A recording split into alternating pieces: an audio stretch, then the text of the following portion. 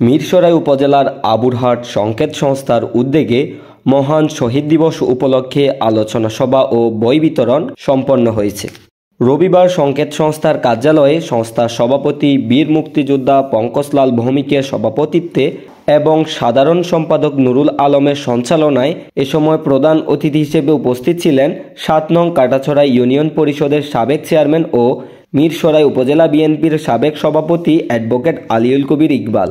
বিশেষ অতিথি হিসেবে উপস্থিত ছিলেন মিরসরাই উপজেলা তাঁতি দলের সভাপতি ও আবুরহাট উচ্চ বিদ্যালয় পরিচালনা পরিষদের সদস্য লায়ন মাইনুদ্দিন মনি, আবুরহাট সরকারি প্রাথমিক বিদ্যালয়ের প্রধান শিক্ষক জাহাঙ্গীর আলম, মিরসরাই উপজেলা স্বেচ্ছাসেবক দলের সভাপতি ওমর শরীফ। অনুষ্ঠানে প্রধান বক্তার বক্তব্য রাখেন সমাজসেবক ও রাজনীতিবিদ শহীদুল ইসলাম, মিরসরাই উপজেলা জেটেবের সদস্য নুরুল আজিম সহ বিভিন্ন সামাজিক ও রাজনৈতিক দলের নেতৃবৃন্দ।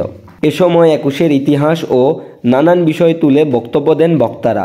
সবশেষে কাটাছড়া ইউনিয়নের তেমুহানি গ্রামের সন্তান, একুশে সাহিত্য পুরস্কারপ্রাপ্ত কবি ও লেখক বীর মুক্তিযোদ্ধা অধ্যাপক ফাউজুল কবিরের লেখা বিভিন্ন বই আবুরহাট উচ্চ বিদ্যালয়ের মেধাবী শিক্ষার্থীদের মাঝে বিতরণ করেন অতিথিরা।